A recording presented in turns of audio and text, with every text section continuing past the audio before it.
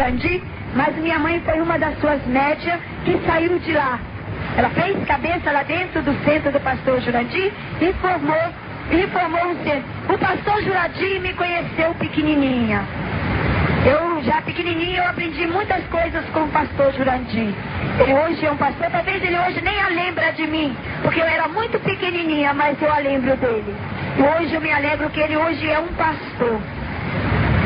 Então, minha mãe começou a fazer os cartãozinhos e sair distribuindo para a cidade de Venda Velha, de São João de Meriti e foi por diante. Pouco tempo, minha mãe, com menos de 2 meses, minha mãe já estava com 300 e poucas filhas de terreiro.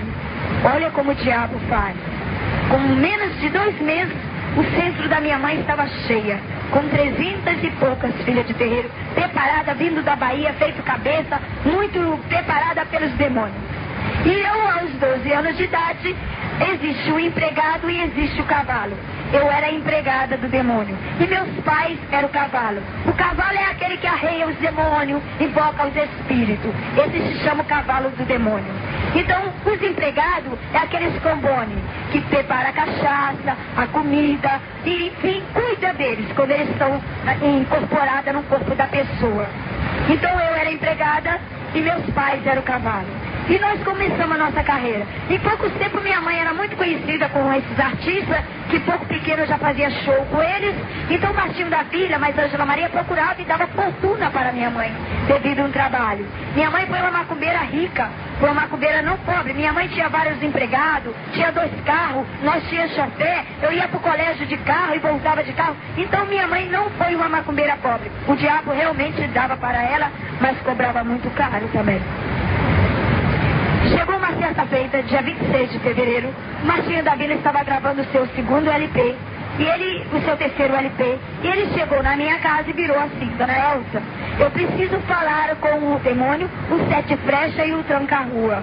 E meu pai na mesma hora falou assim: olha, eu vou cobrar para me abaixar, porque ele toma minhas forças. E minha mãe fez o preço para ele e ele pagou a quantia, ele queria parar com os orixá.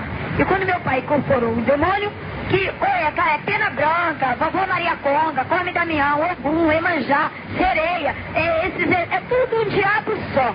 Ele só troca de nome para enganar os bobos. Então havia outra coisa. Realmente ele cura.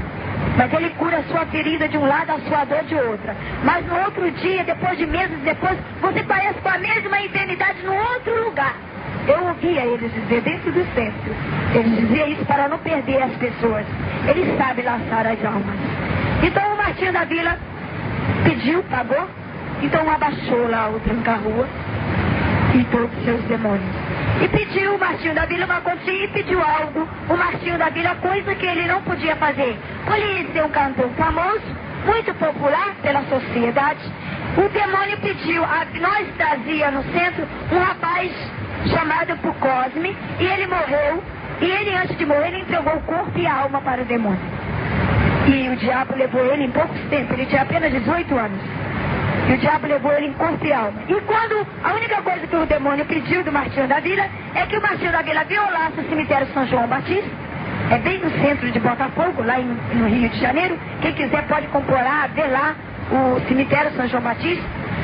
E ele pediu que o Martinho da Vila violasse o túmulo deste rapaz e trouxesse o resto mortal dele e escolheu a palma da mão onde a qual ele tinha oferecido.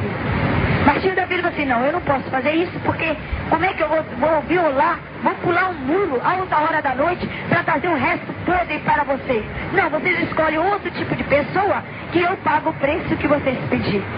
Então, felizmente, eu fui a escolhida para fazer esse tipo de trabalho. Eu e a minha irmã chamada Cremilda. O demônio escolheu eu e minhas irmãs. E eles viraram assim: olha, você vai no túmulo tal e abre o caixão, porque vocês não vão ter trabalho nenhum, porque o caixão já vai estar pro lado de fora, porque eu já fiz a obra. Foi o que eles disseram. E nós saímos. Martinho da Vila ficou esperando e minha mãe convocou todas as médias para esperar o que ia acontecer. E eu saí à procura. Chegando lá no cemitério, tem uns cacos de vidro, e eu pulei o caco de vidro sem me cortar. E fui procurando com a lanterna até que encontrei o túmulo. Quando encontrei o túmulo, eu não posso te explicar, mas o demônio, ele queria a alma do Martinho da Vila. Ele queria o trabalho. Ele queria o corpo. Quando eu cheguei lá, o túmulo realmente estava aberto e o caixão do lado de fora, e o rapaz já enterrado já há 5 dias, já estava cheio de bicho e podre. Eu tampei o nariz, peguei um pedaço de pano, e mal eu puxei a mão dele, caiu no papel e levei para casa. No meu pensamento, minha mãe ia fazer algum trabalho, mas o meu pai com aquele resto mortal. Chegando lá, que eu cheguei em casa, eles mandaram que eu estendesse uma toalha branca e botaram a cachaça, o charuto e as velas preto e vermelho. E lá, uma legião de demônios, corporada por vários nomes, e eles dividiram aqueles pedaços de carne podre e comeram. Eu vi a minha mãe comendo, eu vi o meu pai comendo, eu vi as médias comendo, eu achei apavorante. O Martinho da Vila testemunho, viu eles comendo e foi aceito o trabalho. Eu, no dia seguinte, eu senti assim um nojo da minha mãe, mas agora eu entendo que realmente era o demônio. Depois, pouco tempo, havia uma senhora que morava em frente à minha casa e ela achou apavorante aquilo que via pessoas, carros, doutores procurando a minha mãe, e ela, por ser crente, não tinha a capacidade de envolver com pessoas tão famosas igual a minha mãe envolvia. Um dia ela teve a coragem e ela, acabando da sua escola dominical, ela entrou dentro do portão da minha casa. A sessão da minha mãe começava no sábado, às 3 horas da tarde, e terminava no domingo pela manhã. No domingo pela manhã, essa senhora abriu o portão e bateu na porta da minha casa e chamou: Dona Elza, a senhora pode me atender? Minha mãe viu que era ela e minha mãe odiava crente. Ela disse assim, minha mãe, quando viu que era uma crente que estava com a Bíblia na mão, minha mãe bateu com a porta na cara dela. Ela disse assim, começou a insistir, ela não perdeu a fé, ela insistiu. E ela disse assim, minha mãe abriu a porta com raiva e disse, olha aqui, mulher, você vai embora porque eu odeio crente, eu não gosto de Bíblia. Você vai embora que eu não tenho tempo para falar com Bíblia. Estou preparando café para os meus filhos e eu não tenho tempo para perder com Bíblia, não. Aí ele disse, Dona Elza, a senhora sabia que Jesus te ama? A senhora sabia que Jesus quer te salvar? A senhora sabia que Jesus veio para os perdidos? E foi falando de Jesus para minha mãe. E minha mãe foi ficando com raiva, foi ouvindo aquela irmã falando daquelas coisas, e eu fiquei encostada na porta e eu olhava a briga da irmã com a minha mãe. Eu fiquei olhando, puxa vida, eu nunca vi minha mãe falar com nenhum bíblia. E agora eu estou vendo essa senhora, e no meu pensamento eu pensei, essa minha mãe vai pegar essa irmã e vai matar. E aquela irmã pregou para minha mãe, viu o suor cair no rosto. Aí minha mãe, aquela irmã falou assim, Dona Elza, Jesus, ele morreu na cruz e derramou o teu sangue, não por mim, mas sim pela senhora, por toda essa multidão que serve esse demônio. Quando ela disse que minha mãe era um demônio, minha mãe ficou vermelha. Minha mãe falou assim, olha aqui, mulher, é melhor tu calar a boca porque eu falo com demônio, eu como com demônio, tudo que eu tenho, eu sou milionário, eu tenho dinheiro, tenho posição, tenho chofer, tenho negócios, e eu falo com demônio. Os crentes, eu não vejo, vocês dizem que um Deus que vocês vê lá, prega lá um Deus lá, eu não vejo, só vejo crente andando de porta, então, que não tem o que fazer, eu não passo dessa lei não, olha aqui, é melhor você ir embora. E a irmã como insistiu, o Senhor deu palavra para ela e começou a falar. Depois a irmã cansou, viu que minha mãe não quis mesmo.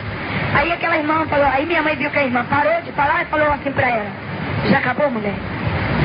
Aquela irmã falou assim, já, Dona Elza, se Jesus vier agora, a senhora não morre sem saber que Jesus veio para salvar o que estava perdido. Aí minha mãe falou assim, bom, agora quem vai falar sou eu. Agora realmente vamos ver se o teu Deus está do céu a contemplar você aqui agora, e vou ver se teu Deus é poderoso mesmo, a ponto de vir aqui pegar este pedaço de pau para te livrar da coisa que eu vou te dar.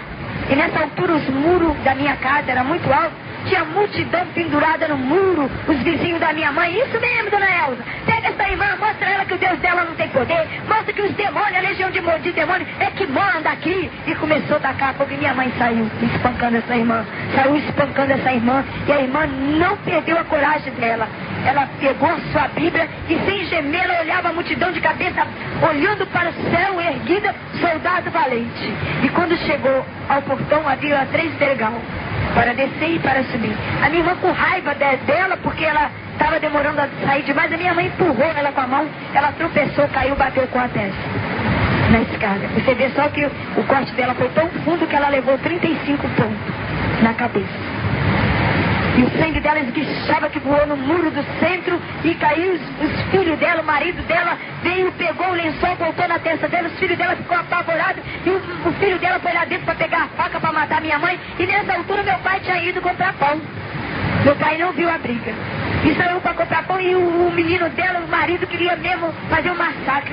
E aquela irmã toda lavada de sangue, na tonta, quase de manhã, assim: não, filho, não faça tal coisa. O Senhor tem um grande plano na vida da dona Elsa. Minha mãe, vendo ela falou aquilo, minha mãe ficou mais revoltada ainda e disse: olha aqui, mulher, você vai agora, fala com aquele seu e mostra a ele o que eu fiz com você. E fala pra eles que desse portão para dentro é o meu inferno e daqui pra fora é o céu de vocês. Você fica com o seu Deus, que eu fico com meus demônios, porque passar pra Bíblia jamais eu passarei. Eu disse: dona Elsa, ainda não acabei de ler a palavra de Deus. A irmã estava toda lavada de sangue. Está escrito também aqui nas Escrituras Sagradas que o Senhor disse, e ela mostrando a Bíblia para minha mãe: o Senhor disse: ai daquele que tocar nos meus pequenininhos, e a senhora tocaste na mais pequenininha. E tem uma coisa, dona Elsa, que eu vou lhe falar: quando o sangue do cordeiro não for derramado na cruz em vão, este meu também não será. Eu creio em Deus que toda a tua família irá salvá-la, e tu irás me pedir perdão, dona Elsa.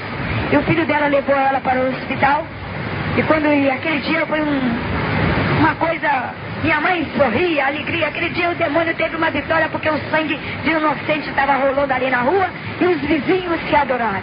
Mas o diabo, a alegria do diabo é pouco tempo. Ele começa a se alegrar, mas é só fogo de palha. Quando você vê assim, uma pessoa que está muito aí, que aquele centro lá é bom, é só fogo de palha. A alegria do demônio, ele é derrotar. O tempo foi passando, minha mãe esqueceu, aquela irmã não esqueceu, Jesus principalmente não esqueceu. E uma coisa que eu vou te falar, guarda hoje em seu pensamento: Jesus, quando quer a alma, ele toca naquilo que você mais ama.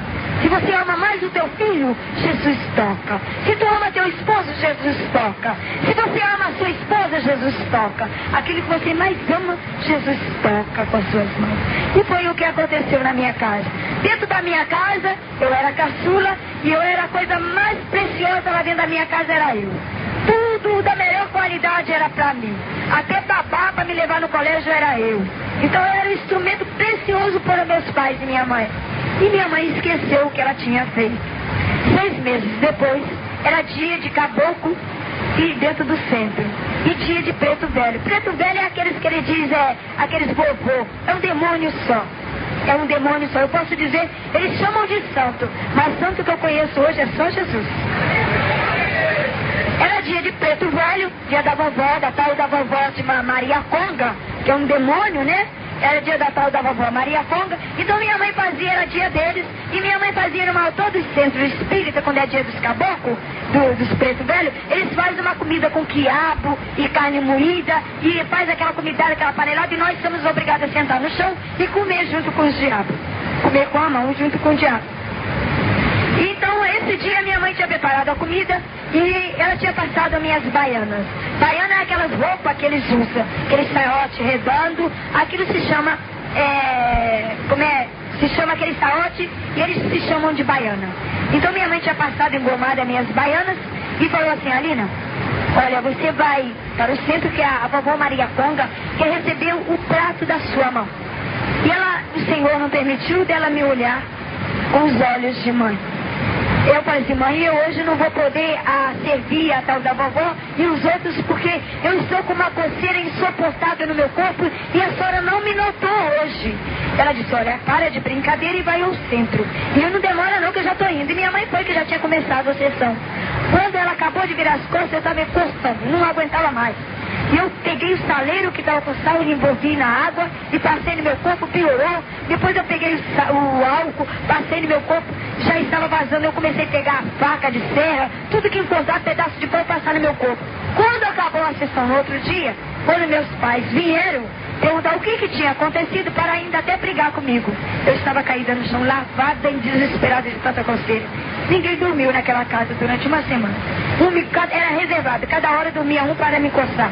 Então a minha mãe, mas o meu pai falou assim: peraí, vamos abaixar o tranca-rua e a pombagira, que eles vão dizer o que ela tem agora. E na mesma hora abaixaram a tranca-rua e a pombagira.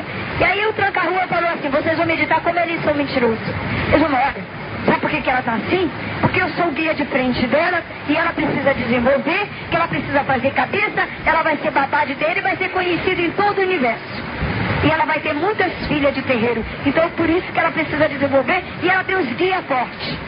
Aí minha mãe falou assim, a outra minha irmã falou, o que eu preciso fazer? Olha, dá 7 dias, dá 7 banhos de erva de mato e dá um chá pra ela beber que ela vai ficar boa. Já me lembro que minha mãe me levou e minha mãe me mostrou, até hoje eu não esqueço, era aquele tal de abre caminho, arruda, guiné de pepino e outras ervas que não saem da minha cabeça. E cozinhou aquele cozido todinho, me dava um pouco para me beber e eu tomei o banho durante 7 dias. Piorou cada vez mais. Aí já estava abrindo aquela borbolha de sangue, estourava junto com o pus dessa bolha de sangue e já estava rachando o meu corpo. Aí, no outro dia, depois que nada aconteceu, minha mãe abaixou de novo outro demônio. Aí o demônio falou, peraí, ela precisa tomar um sangue de 7 galinhas, que ela vai ficar boa. E despacha as galinhas nas encruzilhadas no cemitério. Minha mãe mandou comprar as 7 galinhas e sangrou o pescoço dela e me deu o copo de sangue de 7 galinhas para me beber. Eu bebi o sangue das 7 galinhas, nada adiantou.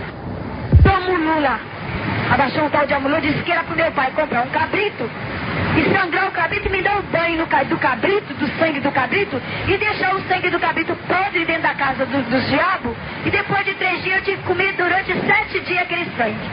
Meu pai comprou o cabrito, sangrou, eu tomei banho com o sangue do cabrito e dividiu o cabrito, botou no cemitério, na encruzilhada para ver se eu ficava bom. Não adiantou nada. Quando foi 3 dias depois, minha mãe trouxe o Ogdá. O Ogdá é uma bacia de barro que os macumbeiros usam para fazer despacho. Então minha mãe, quando veio aquele Ogdá com aquele sangue, estava preto e cheio de bicho. Então eu comia durante 7 dias aquela suculezada. Até que acabou.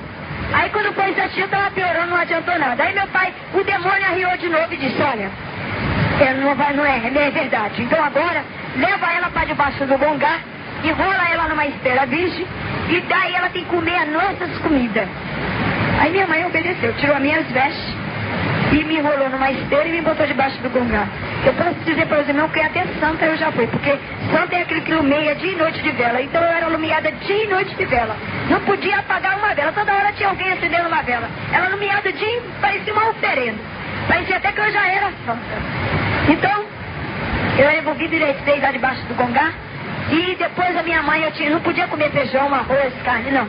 Eu tinha que comer a comida que ia para as encruzilhadas, para o cemitério, as comidas do demônio, que era azeite de dendê com fubá misturado, cebolas cortadas em rodelas, pimenta da costa e pintado guidar com pemba.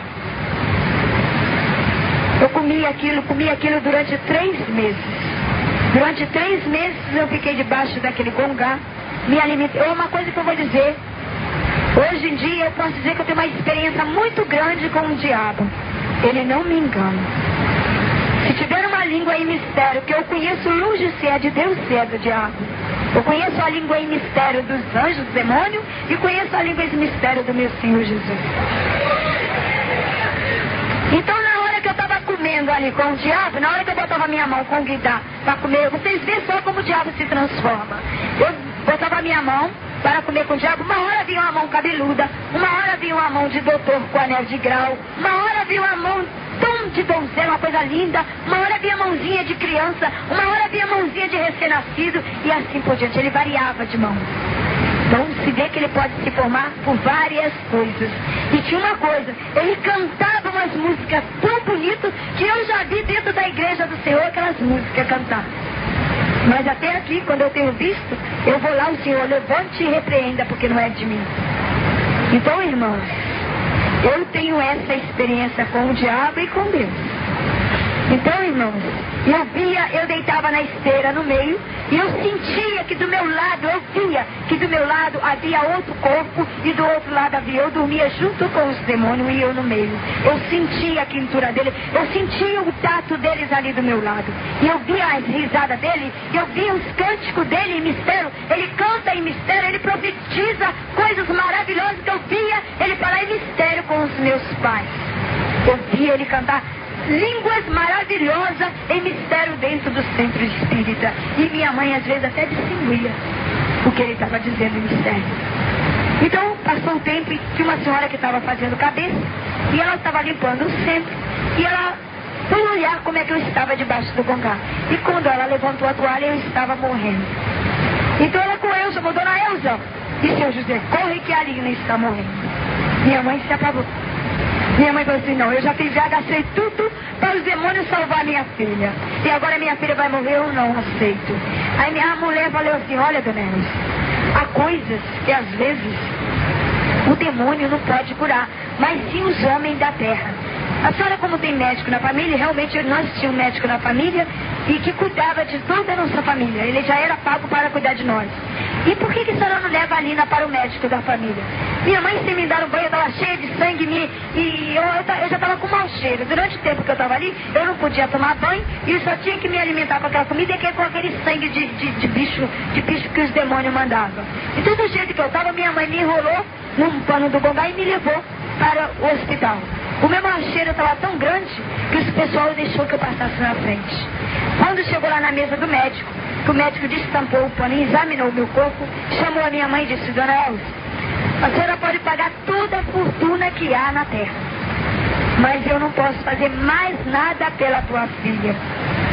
Ela disse, doutor, o senhor não pode dar salvação para a minha filha, o senhor não pode tirar a minha filha desse momento. Ela disse, não posso. Eu não posso te explicar. A doença da sua filha é incurável, não tem cura, somente Deus. Agora, se a senhora crê em Deus, a senhora clama todo Deus que existe na face da terra, porque só Ele pode curar a sua filha.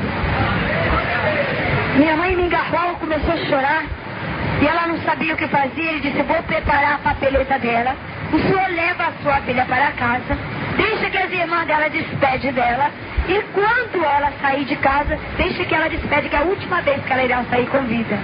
Ele fez uma papeleta e entregou meus pais.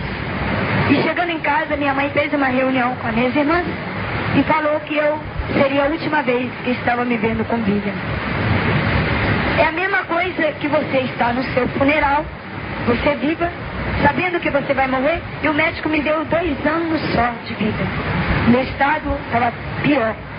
E ele enviou para o hospital de Laranjeira, o repousário de Laranjeira. Ainda tem esse hospital até hoje lá no Rio de Janeiro, muito isolado, longe da cidade. Então nós chegamos lá, eu vi minhas irmãs desesperadas, meu pai desesperado, gritando pelo pânico que estava acontecendo dentro de casa, e meu pai foi obrigado a suspender a sessão durante o tempo que eu estivesse no hospital. Então, quando eu cheguei no hospital, havia um médico que estava me esperando. E esse médico falou assim, Dona Elza, daqui para dentro, a senhora não poderá entrar. Agora, quando chegar a hora, eu vou mandar buscar a sua filha, não sei o que vai acontecer, mas nós vamos fazer o que pode para dar o tempo de vida de 2 anos para a sua filha. E eu vi a minha mãe desesperada, chorando, ela não teve coragem de olhar para trás. Era a primeira vez que eu estava separando de mim, e eu perguntei assim, mamãe, a senhora vai vir me buscar no domingo? Ela disse, vou, filha, em breve eu venho te buscar. E ela me deixou na mão do médico, e quando eu cheguei, vocês pensam, na mesma hora que minha mãe acabara de sair, era 5 horas da tarde, na mesma hora que eu estava com a minha mãe, entrava uma ambulância. Uma ambulância, ela entrava com uma jovem, por nome de Aline Lírio das Neves Nogueira. Só tinha um Nogueira. Aline Lírio das Neves Nogueira. E só tinha um Nogueira de diferença. Tinha a mesma idade, a mesma cor, o mesmo nome, o mesmo tamanho, a mesma doença. E essa ambulância entrou e eu entrei e fiquei no meu leito. Quando eu cheguei no meu leito, havia uma senhora que estava morrendo, e eu perguntei aonde que eu estava para aquela senhora, e a senhora virou para mim e disse, aqui é o hospital do que entram vivos e saem mortos. E eu me apavorei de ver aquelas coisas. Na mesma hora, poucos minutos, eu enganava o guarda e fugia. E naquele mesmo minuto, no outro dia, essa Aline morreu. Essa Aline morreu, no dia seguinte meu pai recebia o carro da funerária, dizendo que a filha de José e da Elza Lírio das Neves havia falecido, que seria eu. Então o motivo dos meus pais não me procurar, porque eles pensou que essa Aline seria eu. Então meus pais pegou essa Aline e enterrou no meu lugar, sendo eu que estava viva. Então eu corri daquele hospital e quando foi às 6 horas da noite eu estava na cidade ali em Copacabana. E eu, como toda criança que corre, anda o dia inteiro, eu deitei ali na calçada. E quando foi pela manhã, no dia seguinte, eu acordei com o barulho dos carros. Eu fui para a beira da praia, lavei meu rosto, e as moscas já estavam voando sobre o meu corpo, e comecei a brincar um pouquinho na areia da praia. Depois me deu fome. Começou a vir me dar fome porque eu não tinha tomado meu café como de costume. Então eu estava em lugar estranho, lugar diferente, não sabia voltar para casa, não sabia onde estava direito. Por eu morar no Rio de Janeiro, meus pais não me levavam no centro da cidade, era de casa para o colégio, do colégio ainda de carro. Eu não tive tempo para conhecer o que é o mundo, o que era a vida. Então, eu vi na minha cabeça, eu vi muitos apartamentos e falei assim, eu vou procurar trabalho. Mas eu esqueci que dos meus braços, das minhas pernas, descia são moras de sangue. Estava condenado, estava inchado, estava condenado pelos médicos. E eu esqueci que eu tinha uma doença condenada. E eu esqueci disso. E fui pedir emprego. Eram 7 horas da manhã, eu comecei a pedir emprego. As madames abriam a porta, perguntavam a minha idade, olhava para mim e batia com a porta na cara. E eu fiquei de 7 horas da manhã até meio-dia, sem tomar o café e sem achar o trabalho. Depois, eu peguei uma latinha de gordura de coco carioca e eu estava sendo meio frio e fui apelar pela comida. Eu comecei a pedir comida pelas madames e quando já era 1 hora eu já estava quase desmaiando de fome. Eu vi uma empregada que abriu a porta e eu dobrei o joelho diante dela e pedi a ela, pelo amor de Deus, que ela me desse qualquer comida que ela tinha encontrado na cozinha, mesmo que tivesse podre. Ela disse, olha, eu tenho uma comida aqui que eu vou jogar fora no lixeiro, mas já que você é mendigo, é necessitado, eu vou botar para você. E eu disse, esperei lá no meio frio da rua. E quando a comida chegou para mim, já era comida que já tinha umas 3 semanas. Já estava cheio de bicho, tinha espinha de peixe, tripa de galinha misturado, água, pó de café. E eu separei o que era para mim e comi. Não vou dizer, irmão, não tenho vergonha de dizer isso. E eu comi. Depois eu fui para a feira livre, fui pegar um saco de sopa e fui encher o saco para que eu pudesse comer e não pedir mais. Depois eu comecei a comer, para acabar de me saciar a minha fome, eu comecei a comer as laranjas com casca, as folhas de alface, o tomate podre, o que encontrava. Depois eu fui jogando dentro do saco as cabeças de peixe e eu não tinha lugar para dormir. Um dia eu dormia em casa abandonada, um dia eu dormia em carro velho, e assim um dia eu dormia na calçada, um dia eu dormia na areia da praia. Tempo de frio, eu cavava um buraco na areia da praia e me esquentava pela areia da praia. Eu não tinha. Eu agradeço hoje a Deus o pouco que eu tenho. O mar me deu muito alimento. Muitas vezes havia morte de peixe e eu não queria saber da onde via, de que morreu. Eu comia aqueles peixes achados que boiava, às vezes já morto. Eu comia aqueles peixes. As cabeças de peixe, você pega uma cabeça de peixe de 3 dias e deixa pro lado de fora para ver o que acontece. Enche de bicho. Pois eu já comi cabeça de peixe cheia de bicho lavada nas ondas do mar ali do Rio de Janeiro. Às vezes a onda levava as carnes cheias de bicho, só voltava para mim o osso. Eu não vergonho de dizer. Eu também não me envergonho que eu já fiquei nas portas assim dos lanchonetes e às vezes eu via todo mundo de paletó e gravata. Para mim todo mundo era crente. E eu tenho uma cicatriz nessas minhas mãos que ela me condena até hoje. Essa mão minha, ela se rachou e deu bicho, minha mão era inchada.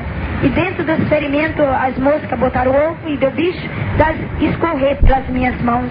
Bolinho, sanduíche, para mim, era muito difícil eu conseguir.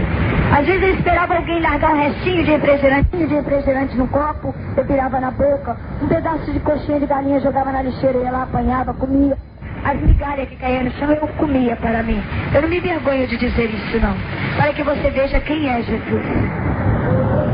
Depois, havia um senhor, eu não esqueço até hoje. Esse senhor comprou uma coxinha de galinha.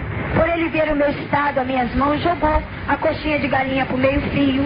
E eu corri atrás, o carro passou, levava sempre a metade, ficava no pneu e o que sobrava eu comia. Não me vergonho que eu já fui em espetáculo. Eu era rejeitada pelos próprios mendigos.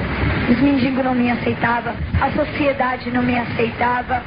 E eu fiquei abandonada, longe de tudo e sem saber o porquê. sem saber do motivo do meu sofrimento, sem eu ter feito nada com ninguém. Mas eu estava ali na sarjeta pagando um preço que eu não sabia de onde que era. Depois, os mendigos faziam amizade comigo assim. Eles me pegavam pelo braço e me jogavam diante do carro. Muitas vezes o espelho do carro batia no meu rosto e eu caía desmaiada e acordava no outro dia com a orelha cheia de sangue, botando sangue pela boca, porque eu sofri acidente. Então os mendigos me davam, me batiam de paulada para ver se eu morria. Muitos mendigos às vezes me levavam, me jogavam na areia da praia, me jogavam dentro do mar. Eu já sofri tudo isso. Depois, certo momento, eu estava sentado em Ipanema e estava pensando aonde estavam os meus familiares. Por eu ser tão amada pelos meus pais, por eu ser tão amada pelas minhas irmãs, por eu ser tão amada pelos meus familiares, e eu estava isolada daquele mundo que não conhecia. Apareceu 3 jovens perto de mim, e um ficou vigiando a polícia e 2 ficou sentado e eu no meio. Eles perguntaram meu nome e eu disse que meu nome era Alina. Ele disse assim: Alina, você quer trabalho? Eu disse que queria. Ele disse assim: olha, eu tenho um trabalho para você que vai te dar dinheiro e que irá te curar, e aonde você vai ganhar muito dinheiro para você voltar para casa. Eu disse: eu quero trabalhar. Ele disse assim: mas o nosso trabalho tem que fazer um teste. Eu disse: que teste? Ele disse: você conhece o que é isso? Ele estava envolvendo em sua mão um cigarro e perguntou se eu conhecia maconha. Eu disse que não.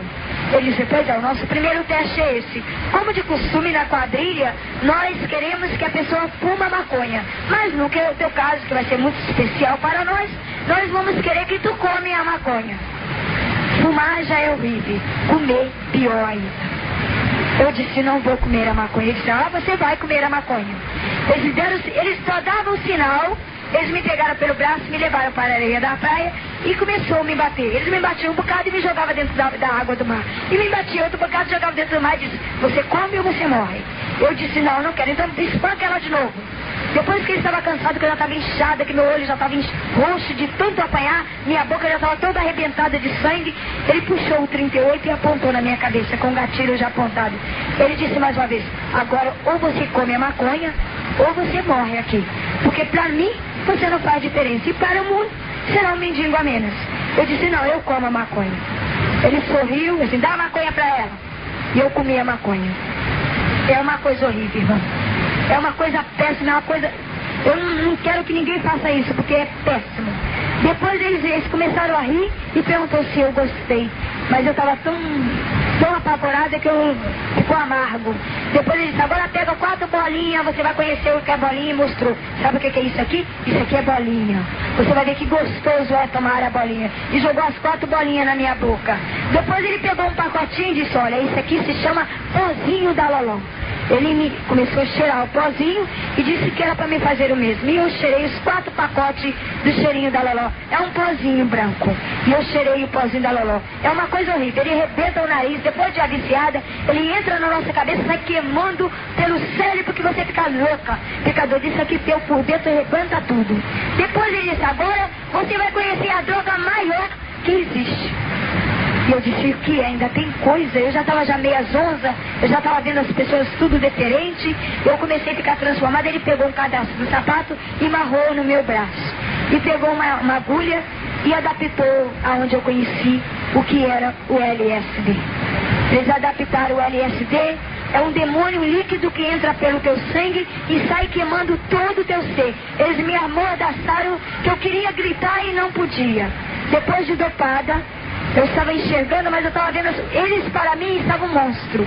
Eu estava vendo tudo monstro na minha frente. Eu vi as pessoas todas diferentes na minha frente. Me jogaram dentro do carro e me levaram para o Morro do Jacarezinho, ali mesmo na cidade do Rio de Janeiro. E quando foi no dia seguinte, eu estava meia zonza, eu conheci o meu patrão. Se chamava Paulo Roberto Vulgo Navalinha, fugido da Ilha Grande, procurado pela polícia vivo ou morto, por vários estrupos, assaltos, assassinato. E ele tinha uns homens de 10, 20 homens trabalhando. E comigo era 21 anos. Eu já estava fazendo parte daquela quadrilha. Ele deu prazo para mim e começou a me dar as drogas até que eu me aviciei. Depois eles me deixaram para uma semana sem a droga, e depois que a gente vicia das drogas, muitas vezes eu roubava a roupa do vizinho para vender maconha, para comprar maconha para mim. Muitas vezes eu roubava as coisas dos outros alheios para comprar o LSD para mim. Eu não tinha lugar para adaptar o LSD. Eu adaptava na cabeça, eu adaptava muitas vezes, os irmãos podem notar que essas veias minhas, ela é um pouco delatada. Ela era pior. Mas agora Deus fez essa transformação no meu pescoço, na minha voz. Pela lei dos médicos, eu nunca mais iria cantar, iria falar, porque quando eu falava, eu jogava sangue, foi devido à agulha de tanto adaptar e o LSD, a agulha a ser rejeitada. Muitas vezes a agulha quebrava no meu pescoço e eu pedia o pivete para morder e puxar. Eu não tinha parte para tomar o LSD. A veia da minha cabeça era rejeitada, a agulha, a veia dos meus braços, das minhas pernas. Eu não tinha parte no meu corpo. Aonde havia veia, aonde a agulha aceitava, eu deixava ali o líquido maldito. Depois, para me obter a droga sem eu pagar nada, eu teria que ir visitar todos os morros da favela. Aqueles morros do Jacarezinho, Morro de Mangueira, Morro do Chapéu do Couro, Morro da Formiga, Morro do Borel. Aqueles morros ali do Rio de Janeiro, eu conheço eles com a palma da minha mão. Porque eu já fui ali, já levei droga. Depois a Navarinha também pediu para mim que ia me dar os instrumentos e as armas dele. Eu com 12 anos de idade, eu já andava com um 38 carregado de bala na minha cintura e com um canivete. Ali, e o Navarinha, ao bandido, na lei de bandido, a aula. Ele me deu uma aula. Na lei de marginal, ou você mata ou você morre. Então ele dizia, olha, se vier alguém tomar a maconha, a droga de você, você atira para matar. E eu atirava, irmãos. Não vou dizer aos irmãos que eu nunca atirei. Eu já atirei em pessoas já atiraram em mim. Eu já esfaqueei pessoas. E não tinha medo não. E uma coisa que eu vou te dizer, andar com arma de fogo é um verdadeiro demônio, porque você aponta a primeira bala, dá vontade de você derrubar a bala todinha que está no tambor. Era assim. Eu gostava, todo mundo que eu via, eu atirava. Eu provocava briga só para me atirar. E eu só vivia cheia de bala. Eu não tinha medo da polícia, porque a polícia não me revistava, porque eu já era podre em vida. Eu tenho marca no meu corpo, cicatriz, que hoje eu agradeço a meu Deus. Depois, o Navarinha falou assim, olha, Lina, você tem que ir a São Paulo, você tem que se virar, pegar uma carona de carro e ir a São Paulo. E eu pegava carona de carro escondido e ia a São Paulo, fazia tráfico de droga lá, trazia outras drogas de lá, entregava e nunca, às vezes a polícia me pegava, às vezes eu provocava briga e ia presa para me dar maconha lá dentro do presídio. E muitas vezes eu não ficava, eu já fui presa, já dei 8 entradas dentro de delegacia. É muita, já dei 8 entradas de delegacia, fechado ali na delegacia. Às vezes os guardas pegavam meu 38 cheio de bala, eu dizia que encontrava pro meio da rua, e eles tinham tanto nojo, o delegado me botava pra fora, não demorava muito tempo não. O delegado não demorava comigo muito dentro da cadeia não, porque à distância ele não podia comer um sanduíche, devido ao mau cheiro. E eu tinha às vezes que sair pra fora. Muitas vezes dormir dentro de delegacia não é bom. Muitas vezes eu estava dormindo no chão pior do que esse aqui.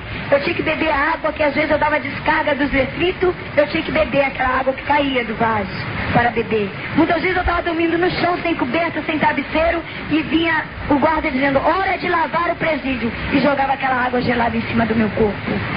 Deus me poupou dessas enfermidades de tuberculose, de pneumonia. Eu não tive nada disso durante a minha sarjeta.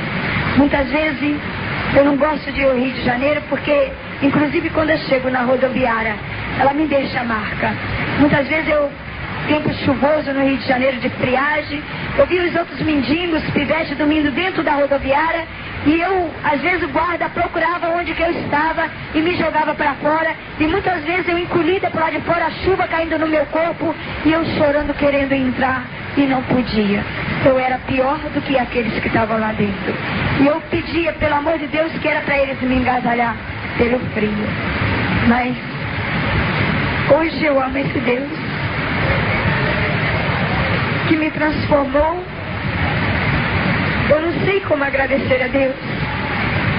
Hoje eu tenho a alegria de Deus no meu coração, porque eu renasci outra vez para Ele. Depois de tanto sofrer, meu esposo, pouco tempo, ele dizia para mim, ali naquelas assadeira que assa na padaria as galinhas. Ele dizia para mim, aquilo é televisão de cachorro. Eu disse, não, filho, aquilo é televisão também de mendigo, porque muitas vezes eu olhava a galinha lá e eu não podia comer. É duro você ter sua comida. Muitas vezes eu lembrava da comida do resto que eu havia deixado na minha casa, o pão, o carinho dos meus pais. Eu lembrava disso tudinho. Quando a gente está sozinha, isolada pelo mundo, é que nós vamos meditar a falta que faz o ente querido nosso. Eu não vou dizer para os irmãos, eu não tinha amigo. Teve uma certa feita que eu cheguei para o Navalinha e pedi a ele que comprasse um prato de comida para mim. Ele disse que o mandato dele comigo era só droga. Eu tenho uma cicatriz neste braço, que quando eu fui a São Conrado, a Barra da Tijuca, ali no Rio de Janeiro, uma das cidades, uma do bairro mais rico do Rio, onde tem as melhores churrascarias, onde só vai doutores, pessoas grampinas. E eu estava olhando aos 12 anos de idade, eu já andava com um pedaço de pau apoiando o meu corpo, porque a enfermidade que eu tinha estava encolhendo o meu corpo. E as moscas não tinham lugar mais para pousar. Então eu pedi, eu olhava aquela comida e veio o garçom e falou para mim, o que é que você está fazendo?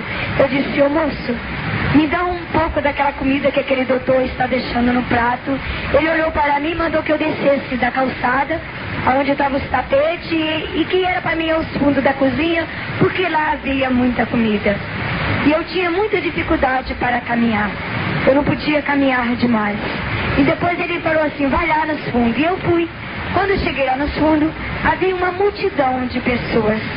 Pessoas que jamais eu poderia contemplar.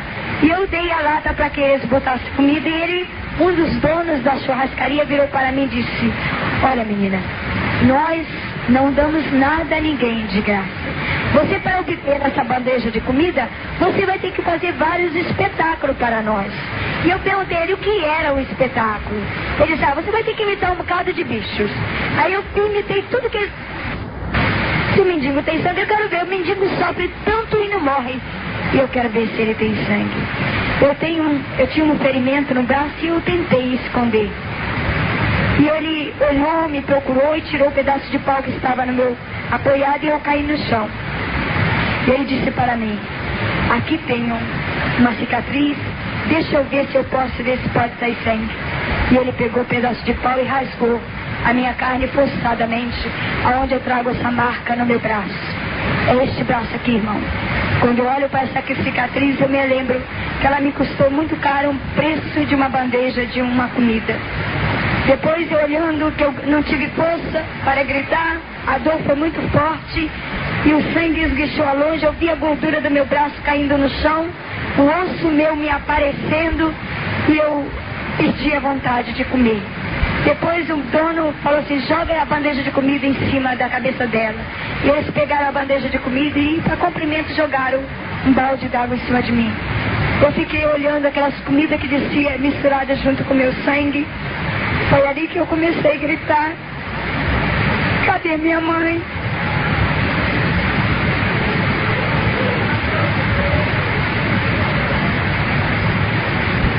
Foi ali que eu senti a falta, a dor dos meus pais, que naquele momento eles não estavam ali para amarrar os meus braços. Eles não estavam ali para estender as mãos para mim. Eu esperei o dia seguinte o lixeiro aparecer para amarrar, rasgar as minhas vestes, para amarrar aquela carne que pendurada estava.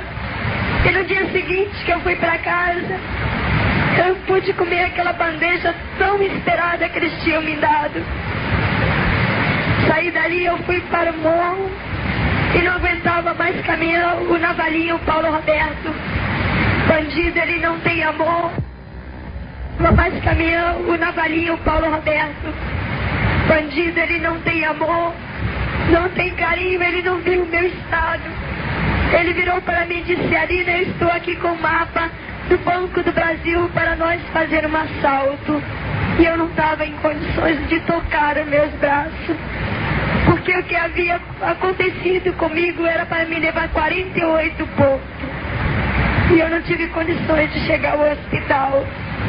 E eu saí e falei para ele na valinha, eu não posso fazer o assalto com você. Ele disse, você vai ser a isca. Eu disse, o que é essa isca? Ele me deu uma aula. Aí ele disse assim, olha, nós precisamos de um carro. Nós vamos ficar escondidos no meio do matagal. Quando vier o carro, eu te dou sinal. Você deita no meio do asfalto e o motorista vai sair e nós vamos assaltar o motorista. E assim nós fomos para fazer esse assalto. Quando chegou ao devido lugar, ele ficou escondido no matagal e quando veio o carro, ele deu sinal, eu deitei. O motorista desceu para me acudir e ele atirou nas pernas do motorista e tomou o carro, o dinheiro e foi fazer o assalto. Ele me deixou no esconderijo que eu não tinha condições de correr nem de fazer o assalto com ele. E quando ele chegou mais tarde, enquanto ele foi, eu olhava o meu corpo, olhava os ferimentos, eu olhava, lembrava dos meus familiares e me lembrei também daquela irmã que foi falar de Jesus para minha mãe. Ele quando voltou na varinha saiu um base de 10 homens para fazer o assalto. E quando ele voltou com 4 homens. E eu perguntei na varinha, cadê os companheiros? Ele dizia que eles eram otário e que morreu, não soube fazer a cabeça. Então, ele estava todo com as pernas cheias de bala. E eu chamei ele e eu falei assim, Paulo Roberto, eu quero te falar um negócio. Eu de hoje diante eu não faço mais parte dessa quadrilha. Eu tirei a arma 38, dei a ele, tudo que era dele eu dei a ele e disse para ele que ia sair da quadrilha. Ele disse assim, para onde você vai? Eu disse, eu não sei para onde que eu vou, mas eu me lembro uma vez que uma mulher entrou dentro da casa da minha mãe dizendo de um tal Jesus que curava, que transformava. Eu não sei aonde que eu vou encontrar esse Jesus, mas eu vou procurar. Ele se levantou, baleado, e disse, você vai ser Bíblia? Eu disse, eu não sei como é que chama. Ele disse, se você está pretendendo ser crente, você esquece. Porque esse Jesus dos crentes, ele não ama a gente igual a nós, não. Ele piorou você, eu sou melhor do que você. Porque pelo menos eu não trago bicho. Eu não ando apoiado em cima do pedaço de pau, você é drogada. Então, Deus já virou as costas para você. O mundo não te quer, nem os mendigos te querem. Nem o diabo está te querendo. Olha, no morro aqui há muito crente, mas igual a você, não entra na igreja não. Esquece de você ser Bíblia. Eu disse assim, mesmo assim eu vou procurar o Deus dela. Eu disse para ele, ô Paulo Roberto, você deixa que eu pego as maconhas, droga com o Pedrinho? Aí ele disse, pode pegar quantas drogas você quiser, contanto que você não me entrega para a polícia, porque se tu me entregar para a polícia, eu encho tua boca de bala. Eu disse, não, eu não vou entregar. E tinha um rapaz que tinha 15 anos de idade e estava começando a carreira de bandido com ele. E ele falou assim, chamou, eu tinha muita dificuldade, mas deu para me ouvir. Ele falou assim, olha, vem cá, você tá vendo essa menina que acabou de sair aí? Ele disse, tô. Agora você vai atrás dela, acompanha onde que ela vai, com uma oportunidade, você atira para matar. Porque se tu não matar essa menina, eu irei te matar. Porque essa menina vai me entregar para a polícia, que ela sabe o código, sabe o meu esconderijo, sabe onde que eu escondo a maconha. Então eu não quero ela viva, você vai sair agora e vai matar ela. Aí o rapaz queria mostrar o trabalho dele e saiu realmente. Quando chegou no devido lugar, um bequinho que não tem saída, eu encontrei um carro abandonado e eu sabendo que o rapaz vinha realmente para me matar. E como eu não podia correr demais, eu me joguei debaixo desse carro velho, antigo. O rapaz atirou mesmo na lataria do carro, mas estava muito velha, ela foi desmanchando a lataria. E a patrulhinha estava fazendo ronda e começou a ver o que estava acontecendo e começou a trocar tiro com o rapaz. Até que uma das balas atingiu ele e veio todo o bando do esconderijo veio ver. A única coisa que eu me lembro é que eu realmente ouvi a perna do Paulo Roberto trocando tiro com a polícia. Eu acordei no dia seguinte no hospital do Miguel Couto, ali da própria cidade do Rio de Janeiro. Chegando lá, eu estava deitada em um colchão, no pronto-socorro no chão. Ainda me lembro que era um colchão forrado com plástico azul. E eu estava deitada ali, o médico estava dizendo que ali não era o meu lugar e que no meu caso ele não poderia cuidar. E o guarda, tinha um guarda do meu lado. E o guarda, quando eu acordei, o guarda falou assim, você está bem? Eu disse que estava. Ele perguntou assim, quantos anos você tem? Eu disse 14 anos. Ele disse assim, qual é o seu nome? Eu disse, meu nome é Alina. Ele disse, e começou a escrever. Eu falei para ele, você vai me levar presa? Ele disse, não. eu não vou te levar preso. Sabe o que é isso? Eu sou crente e vou levar o seu nome para o circo de oração. E lá na minha igreja, o Senhor irá te visitar. Eu virei para ele e falei assim: ô moço, eu vou te falar uma coisa. E comecei a mostrar os buracos nos meus braços para ele. Disse: você está vendo esses buracos? Eu disse: estou vendo. Você: isso eu tomo droga. E comecei a mostrar o buraco da minha cabeça, das minhas pernas. E falei assim: eu sou uma drogada. Seu Deus não está me vendo. Aonde está ele? Ele disse: olha, Alina, Jesus te ama de uma maneira muito especial. Eu disse assim: seu Jesus aceita gente que tem bicho no corpo? Ele disse: aceita. Ele disse: eu falei: seu Jesus aceita gente dessa maneira igual eu estou aqui condenada? Ele disse: aceita. Ele disse assim: eu nunca vi seu Jesus. Ele disse assim: Alina, um dia você vai conhecer quem é Jesus. Ele saiu dali, pegou um dinheiro, botou nas minhas mãos para que eu comesse um prato de comida quando eu saísse dali. Quando ele foi embora, ele saiu chorando dali por ele ser crente e me ver naquele estado. E quando eu recebi alta, eu sentei assim no meio fio, perto do hospital, e teve um garoto, hoje ele é vivo, o Pedrinho. Ele chegou, ele tinha uma idade de 10 anos de idade e era muito meu amigo. O Pedrinho veio com o jornal debaixo do braço e perguntou: Alina, aonde você estava? Eu disse: Pedrinho, eu estava no hospital, estou saindo agora. Ele disse: então você não já leu o jornal não? Eu disse que não. Ele disse: olha o que está aqui. Ele abriu o jornal e me mostrou. E estava escrito assim: o Globo Notícia do Dia. O Morro do Jacarezinho está livre e salvo pelo bando do Paulo Roberto vulgo na balinha. Achado o dinheiro do assalto, feito no dia tal, ele foi dizendo, tudinho. E toda a sua quadrilha estão mortos. O Morro do Navalinha, o Morro do Jacarezinho estão salvos. Aí eu pude contemplar que Deus me tirou antes dessa hora. Aí eu pedi, eu olhei e eu falei assim: Pedrinho, será que a polícia sabe que eu sou da quadrilha? Aí os meninos: não, a quadrilha não sabe nem que você existe. A polícia não está nem sabendo. Eu disse assim: e você tem maconha aí? Ele disse que tinha. Eu comecei a fumar uns 4 cigarros de maconha, tomei umas 5 bolinhas, cheirei uns 4 pacotes de cheirinho e me droguei todinho. Ele falou assim: agora você vai lá na farmácia e compra uma seringa e traz para mim que eu vou tomar 2 doses de LSD. Mas quando eu adaptava na cabeça, a agulha rejeitava. Eu adaptava nas pernas, rejeitava. Até que eu procurei na ponta do dedo do pé, entre a junta do pé, e adaptei ali, foi aceito, eu adaptei o LSD. Aí depois eles me deixaram sozinha. Tinha hora que eu parecia que eu estava viajando. Quando eu estava drogada, parecia que eu estava viajando. E eu comecei a falar comigo naquele momento, ali mesmo. O diabo falava para mim: bem, agora todos os seus colegas estão mortos. A polícia está te procurando. Eu, se fosse você, acabava com a sua vida. Porque se a polícia te encontrar, você vai morrer de toda maneira. A primeira coisa que eu fiz foi pegar um pedaço de caco de vidro e retalhei as minhas virilhas. Eu estava tão drogada que eu não sentia dor. Eu via meu sangue, eu cortava fundo mesmo. Eu via meu sangue pular a distância que voava no meu rosto, a quentura do sangue. Eu via meu sangue descer de abaixo. Eu ria de ver meu sangue descer. Eu via as gorduras de chegar no osso. E eu ria. A única coisa que eu me lembro é que eu vi longe os médicos se aproximando e eu perdi o sentido. Eu fiquei em estado de coma durante 8 meses. No CTI, entre a vida e a morte. Depois eu me recuperei, recebi alta. E quando era dia de domingo, dia de sexta-feira, ali no Rio de Janeiro, toda sexta-feira à noite dá arrastão. E há muito pescador pescando na beira da praia e deixa os seus barcos. E eu falei assim: eu não quero viver mais. Eu não quero viver mais porque eu estou morrendo. Os médicos enrolaram gás nos meus ferimentos para ver se as moscas não pousavam, mas não adiantava não, eu atravessava pelas gases. Então eu pedi o Pedrinho que fosse comigo até a beira da praia. Chegando lá, eu pedi a eles que me empurrassem. Quando o barco estava distante, que as ondas do mar é muito alta à noite, eu vi os pescadores pequenininhos e pulei dentro do mar. Eu falei: bom, agora eu me jogo, quero ver se alguém vai me encontrar. Aí eu morro mesmo, não tem mais ninguém que vai me achar. Eu acordei 9 meses depois em estado de coma no mesmo hospital, no CTI. Só que meu estado agora era pior do que o primeiro. Eu estava em cima de um colchão de água, dentro igual uma cubadeira, uma cama toda cercada de vidro, cheio de balão de oxigênio, com sangue, aparelho na minha boca, pedaços meus estavam enfiados, fios, para me sobreviver. Depois era perto de, eu não vi o ano novo passar, não vi nada.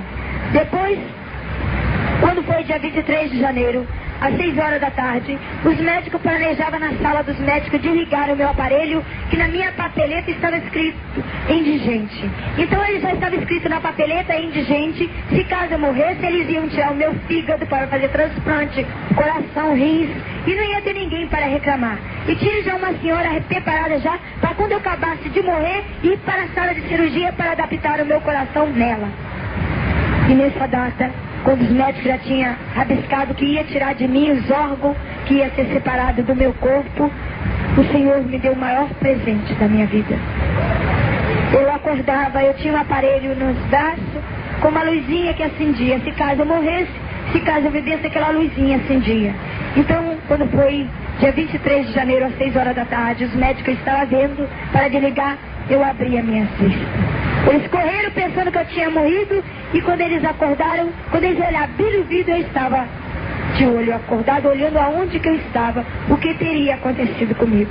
E eles perguntaram assim, olha, ô menina, não sei, nós não sabemos o seu nome, e eu quero saber como é o seu nome, e nós iremos tirar. Eu estava com um aparelho que estava preto, um aparelhinho que bota na boca, aquele aparelhinho quando a pessoa dá derrame cerebral, que bota na boca e que vai até o estômago. Eu estava com aquele aparelhinho dentro da minha boca. Então eles tiraram aquele aparelho, e é quando eles mandaram perguntar 4 perguntas. E eu, por sinal, eu perguntei se eu também podia fazer pergunta, e eles disseram que sim. Aí ele perguntou, qual é o seu nome? Eu disse que meu nome era Lina Lírio das Neves. Ele perguntou para mim, quantos anos você tem? Eu disse que não sabia a data do mês e nem sabia o que estava acontecendo comigo. Ele disse, olha, a data do mês é dia 23 de janeiro, hoje é 6 horas da tarde, você não viu nem o ano novo. Eu disse, agora neste momento eu completo 15 anos de idade. Ele disse assim, meus parabéns. Aí teve um dos médicos que chorou, porque nesse mesmo dia a filha dele completava 15 anos e estava dando uma grande festa. Ele disse assim, olha, Alina, é duro eu te dizer isso, mas você recebeu um presente melhor do que a minha filha. Olha devagarzinho, vê aquela moça lá, ela ia receber o seu coração, nós ia adaptar o seu coração nela. Agora você não é mais indigente. Aí eles tiraram o aparelho e eu não podia, eu estava condenada por eles de nunca mais falar, devido às minhas veias. Quando eu falava, eu jogava sangue à distância. As veias estouraram dentro do meu estômago, então cada palavra que eu falava vazava no meu estômago e eu vomitava devido ao LSD. Então eles me levaram e eu fui recuperando. Quando eu me recuperei, eles disseram, olha, você não fala. Eu recebi alta, o único mandato deles foi que eu não falasse nunca mais, que eu iria ficar muda e nunca mais eu iria falar. E eu saí. Quando eu recebi alta, era dia 26 de setembro, às 4 horas da tarde, num domingo. Estava dando um maior culto na Praça do Jockey, ali do Rio de Janeiro. Então eu vi uma das jovens cantando, eu peguei como mendigo, tem sempre o saco, eu peguei aquele saco. E eu vi uma das jovens cantando, oh, como cego andei e perdido vaguei, longe, longe do meu Salvador. E eu vi essa jovem cantando. Depois uma senhora ganhou a oportunidade e eu fui andando até onde que ia. Depois, chegando quando essa jovem cantando, aí ela cantou, longe do Senhor andava no caminho de horror. E eu fui meditando nessas palavras, nesses 2 hinos, e tinha muita multidão, que era aniversário da igreja, e tinha um carro, cantores, e tinha pastores de vários, cantores de vários lugares.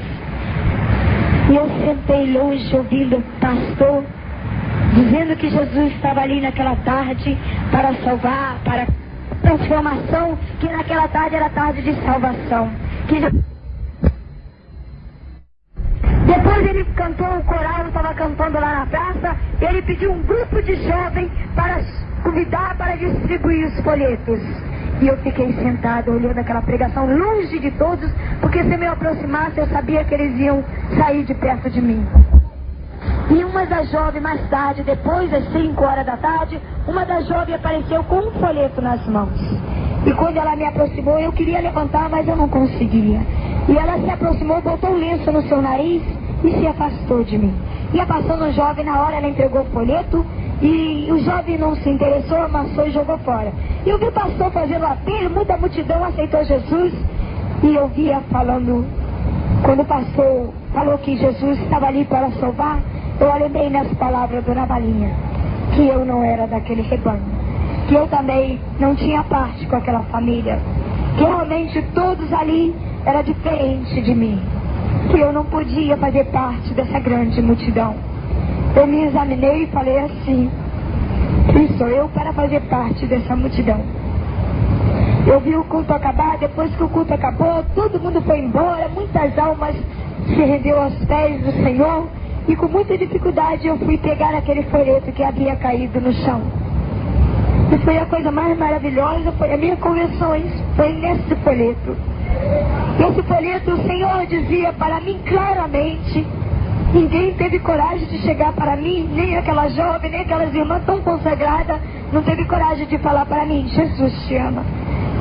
Ela virou para mim e aquele folheto dizia: sou eu, seu Deus, que vos fala. Desci do céu para dar vida a quem precisa se viver. Vim buscar aquele que havia se perdido. Eu peguei aquele folheto e estava o endereço da igreja, o local, e eu fui para a minha casa. Minha casa era um carro abandonado, onde não tinha vidros, matagal estava cruzando, e eu tinha 4 amigos que não me condenavam, não dizia que eu era mal cheirosa, 4 cantes. E quando eu cheguei ao carro, eu falei assim para eles: olha, eu ganhei um presente hoje. Mas eles brincavam comigo e não me condenavam do meu mau cheiro. E eu não tinha uma roupa para colocar, eu não tinha uma colônia para botar. Eu vi o pastor dizer: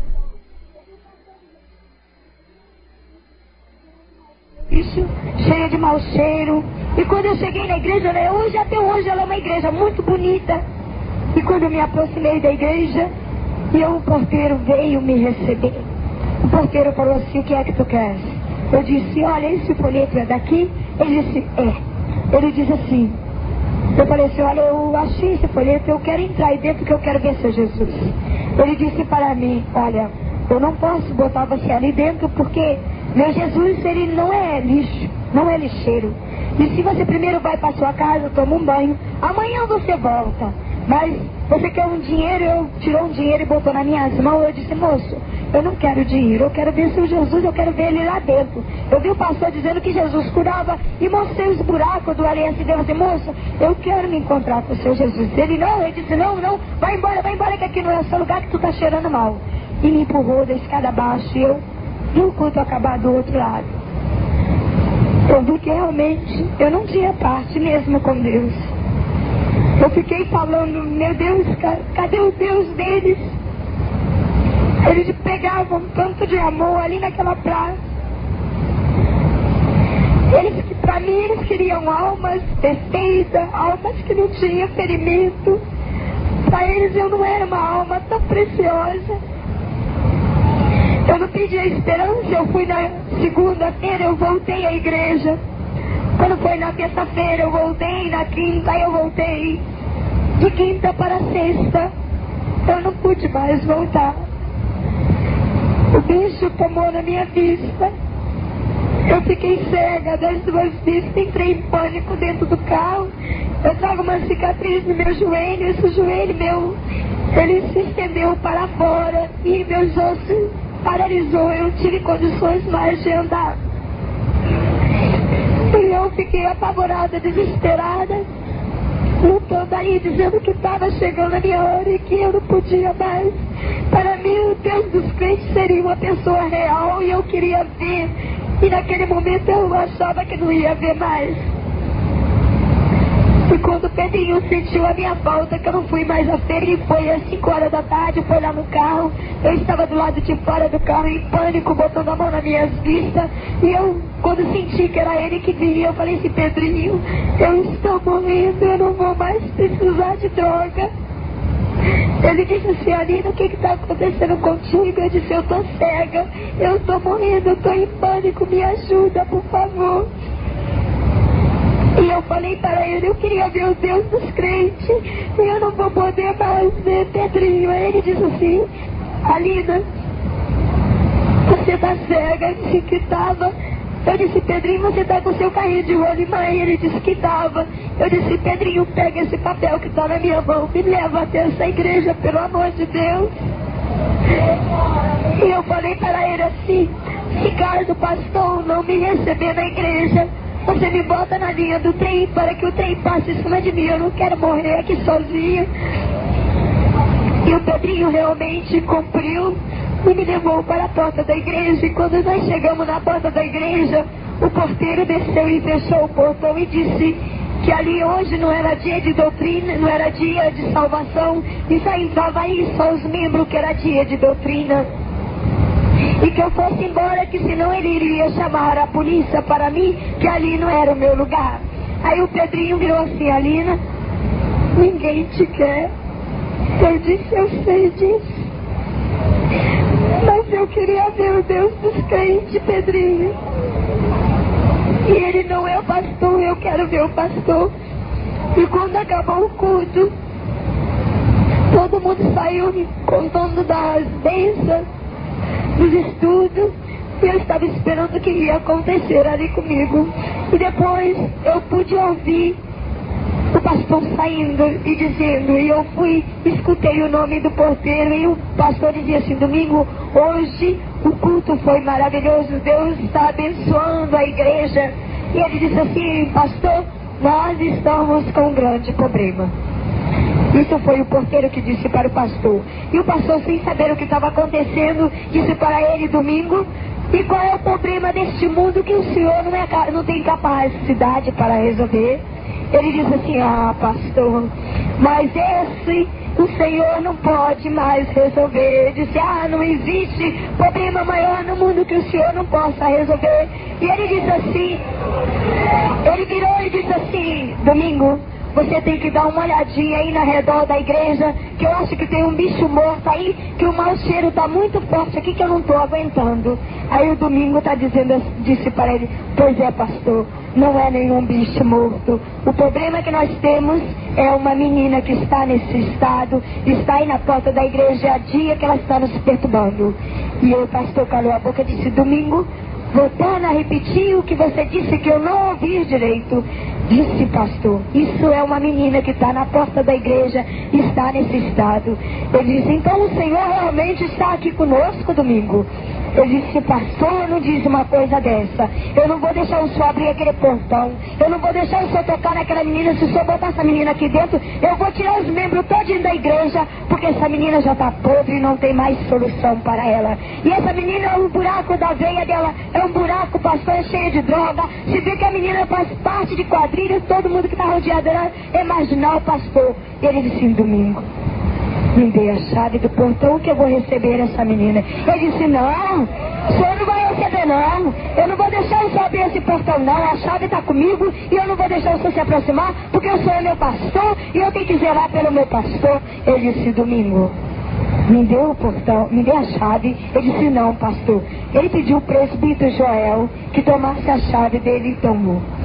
Ele disse assim, pastor, o presbítero Joel, pastor, eu abro ou o senhor abre? Ele disse, não, Joel, eu vou ao encontro dessa menina, eu mesma. Ele abriu o portão e quando ele se aproximou-se perto de mim, eu perguntei quem era. Ele disse, sou eu, teu pastor. Ele disse assim, pastor, eu cheguei tarde demais. Eu queria ver o seu Deus, mas eu estou cega. E ele disse assim, ele foi tirando os papéis, os panos que estavam enrolados nos meus ferimentos e começou a falar com Deus. E ele começou a falar em mistério com Deus. Ele falou assim, pastor, eu estou cheirando mal, meu corpo está cheio de bicho, será que seu Deus tem um lugarzinho para mim também? Ele disse, se tu contemplasse a glória de Deus. Aleluia, na base.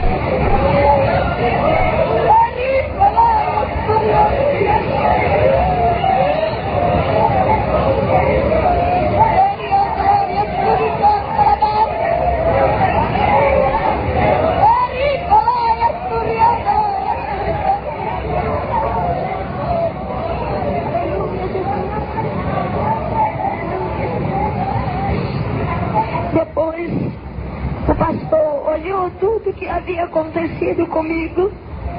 Ele fez o apelo, eu aceitei Jesus e eu falei para ele: eu não estou vendo, seu Deus, porque eu estou cega, né, pastor? Ele disse: Deus já está te tocando neste momento. Ele me pegou pelo colo, ele disse assim: eu não vou segurar nas tuas mãos, eu não vou te saudar te dando as minhas mãos. Ele disse: eu sei, pastor. Ele disse: eu quero te dar um grande abraço e receber como minha filha. Aleluia, glória a Deus. Ele me abraçou, que fazia tempo que eu não recebi um abraço, e me recebeu como sua filha. A mulher dele era estéril, não tinha filho, e ele me levou para sua casa. A esposa dele era dirigente do circo de oração e fazia meses que ela não ia mais à igreja, ela tinha se desviado. E quando ele me chegou, ele reuniu todo o ministério que não fosse para casa, que fosse diretamente para a casa dele, e ele telefonou logo para São Paulo contando que Deus estava acontecendo ali na igreja, que era para o povo viver o que estava acontecendo, um grande milagre ali na igreja dele. E pouco tempo, não demorou 3 dias, já estavam todos os missionários vindo de São Paulo, vindo de outros lugares para ajudar ele naquela missão. A esposa dele começou a brigar com ele por me levar para a casa dele, por o meu estado, por a casa dela ser um palacete, e ele disse para ela: mulher, essa menina aí, hoje, ela não é mais o que era antigamente. Eu recebo ela como minha filha e tu irá receber ela também. Você leva ela e dá um banho nela. E ela disse: eu vou dar banho nessa mendiga lá no tanque. Ele disse: não, você vai dar banho nela no melhor toalete dessa casa. Eu não tinha condições de ficar em pé sozinha. Os presbíteros botaram um banquinho lá no banheiro e me levaram para me sentar, e eles ficaram me segurando, que eu não tinha firmeza, e até que ela começou a me dar um banho.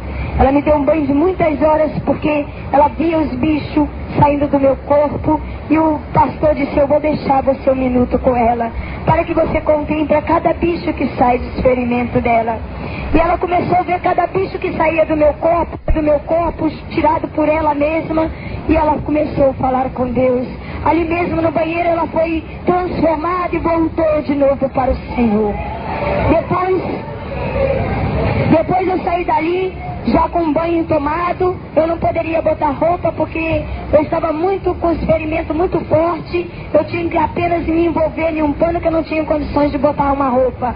Então aquele pastor cuidou até que os missionários, o Senhor usou um irmão poderosamente lá e falou o Senhor, dizendo que era para o pastor entrar 15 dias em jejum e consagração e me trancar dentro de um quarto durante o período dos 15 dias, porque grande seria a obra e que grande seria o mistério que o Senhor ia ter comigo. Aleluia. Assim este pastor fez. Tinha um quarto lá no fundo. Ele obedeceu a ordem do Senhor e me trancou lá no quarto. Durante 15 dias, aquele povo estava em jejum, em consagração, de dia e de noite a meu favor. Eu só posso dizer aos irmãos uma coisa: durante os 15 dias que eu fiquei dentro daquele quarto, eu passei por uma prova entre Deus e eu, sem conhecê-la. Senhor, ao primeiro dia eu não recebi nada, não vi nada das orações, mas o segundo dia a minha garganta começou a se ressecar. Eu comecei a gritar, sentindo a falta da maconha, sentindo a falta das balinhas, sentindo a falta do LSD. E quando a gente está sendo, aqui a gente faz muito tempo que não toma mais droga, dá uma dor na barriga da gente que vai doendo o nosso corpo. Eu enrolava pelo chão que suava de dor. E eu gritava: pastor, pelo amor de Deus, me dá um pouquinho de droga porque eu não estou aguentando mais. Eu disse: Alina, enche do Espírito Santo, que é a verdadeira droga. Depois eu rolava pelo chão e falava para ele: pastor, pelo amor de Deus, para com as orações. Eu quero droga que eu não quero aguentar mais. Ele disse assim: enche do Espírito Santo. Depois o diabo entrou ali dentro e falou para mim: olha, Não liga para que aquele povo, aqueles bobos estão falando ali fora, não. Tudo que ele está falando é mentira. Eu te amo e eu te quero. Tu sabe que nós vamos fazer milagres junto. Então eu vou te ajudar. Você morde a sua mão e o seu braço e arranca um pedaço da tua carne e bebe o teu sangue, que dentro do teu sangue tem droga. E tu vai ficar curada agora. E foi assim que eu fiz. Eu mordi o meu braço, como eu não conseguia arrancar muitos pedaços, eu mordi que senti o gosto de sangue na minha boca e comecei a sugar o meu sangue como se eu estivesse bebendo um copo d'água. E eu gritei: pastor, eu estou bebendo meu sangue porque o senhor não me deu maconha, não me deu nada, mas uma voz disse que era para me beber meu sangue, que dentro dele tinha droga. Na mesma hora, ele entrou dentro da porta furioso e ordenou que o demônio saísse dali e eu caí no chão. Dormi durante 3 dias. Desacordada, os obreiros saíram, me deixaram ali dentro e tudo ficou silêncio. Quando foi no outro dia, eu acordei, a porta do quartinho sendo aberto. A irmã, a esposa do pastor, entrou lá dentro e ele disse: Alina, sou eu a tua irmã. Eu ainda estava cega. Ele disse assim: irmã, como é que eu estou? Ela disse: você está bem. Eu disse: irmã, não estou bem não. Eu falei para ela que eu não estava bem não, que eu estava sentindo algo. Eu achei impressionante, irmão, que eu fiquei liberta. Naqueles 2 dias que eu dormi, que o pastor orou para mim, eu fiquei liberta. Eu falei para ela: irmã, eu estou sentindo que o meu corpo está diferente. Eu não estou sentindo meu corpo como se eu não tivesse osso no corpo. Está tudo diferente. Na minha garganta tem saliva.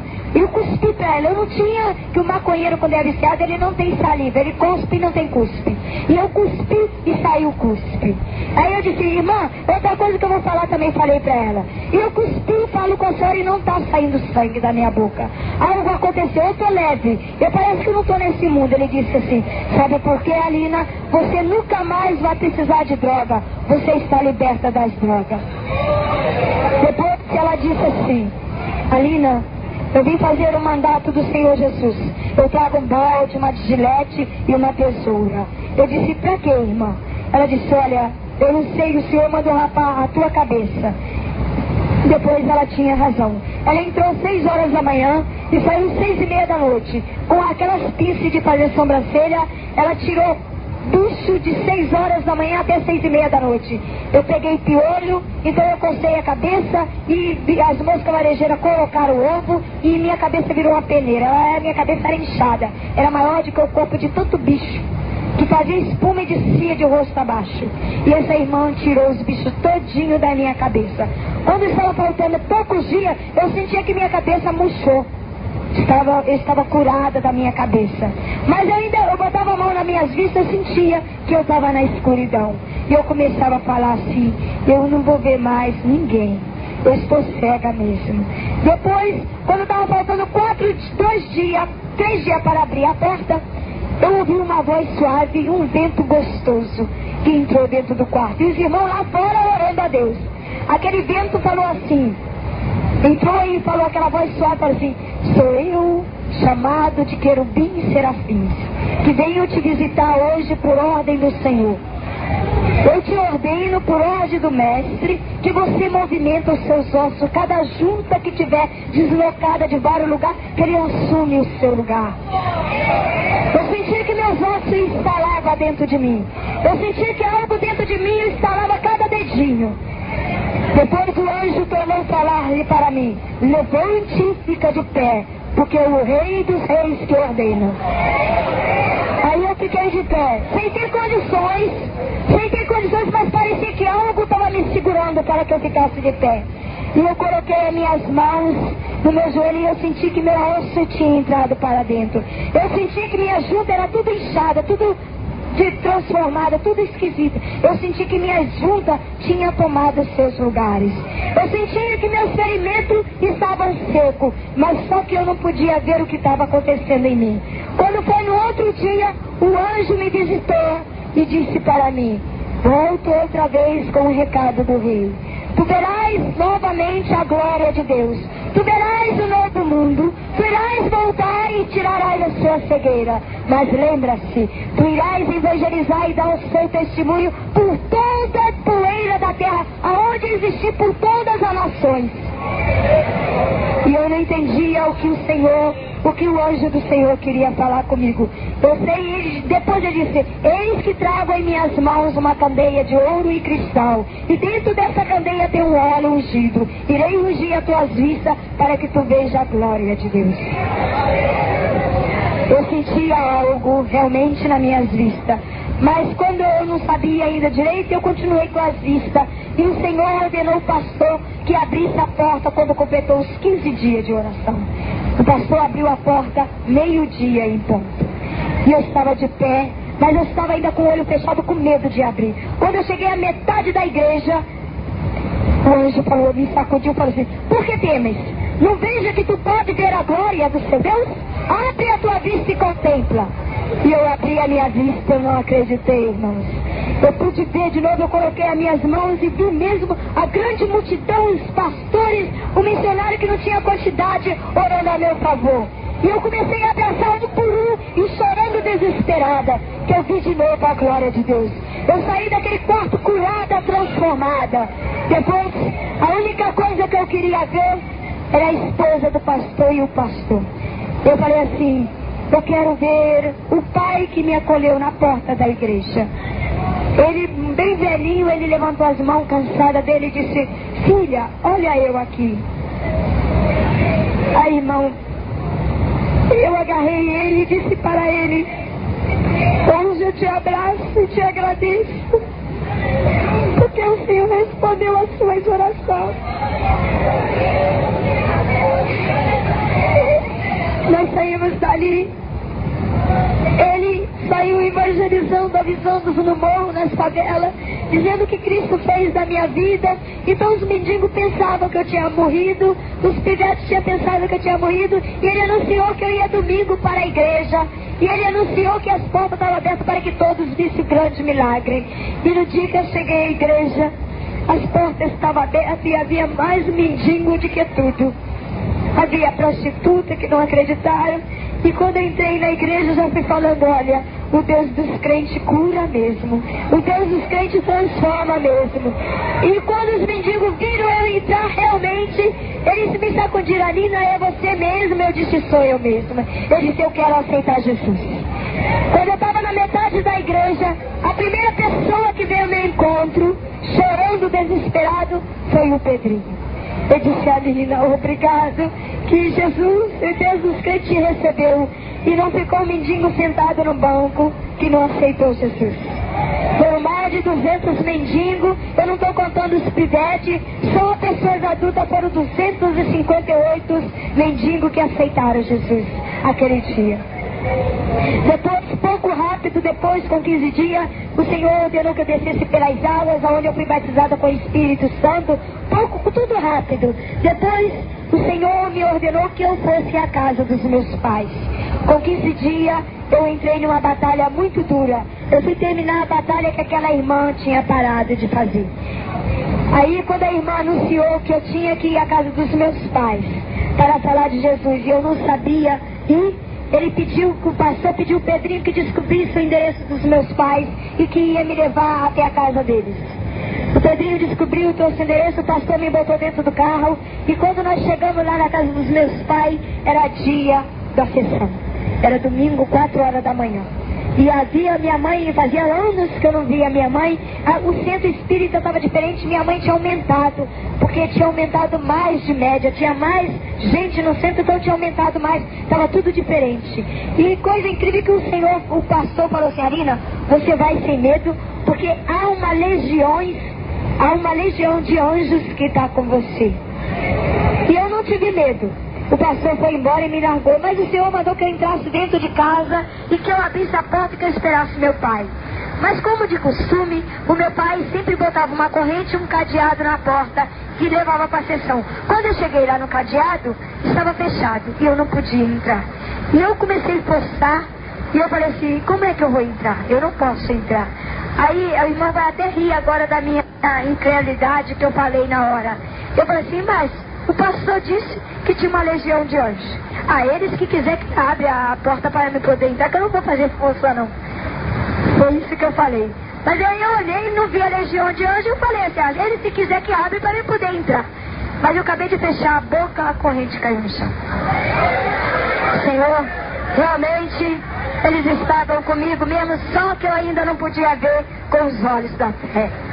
A porta abriu, ainda olhei a corrente cair no chão, o cadeado abriu como se tivesse a chave entrado dentro do cadeado. A corrente abriu simplesmente, eu fechei a porta, eu creio, eu tenho certeza que ficou um bocado lá dentro comigo e um bocado ficou lá de fora. E eu fiquei sentada olhando tudo a minha casa de novo. Eu numa alegria, eu não sabia se minha mãe ia me conhecer, não sabia o que ia acontecer. E eu sentei no sofá, eu vi meus retratos, vi minhas bonecas, vi muitas coisas minhas ainda. Depois, primeira coisa que eu vi, a porta se abriu. A primeira pessoa que entrou foi o meu pai. Eu não aguentei, minha vontade era correr e abraçar meu pai. E o Senhor falou para mim, não faça tal coisa, porque ele ainda não é o seu pai que eu quero.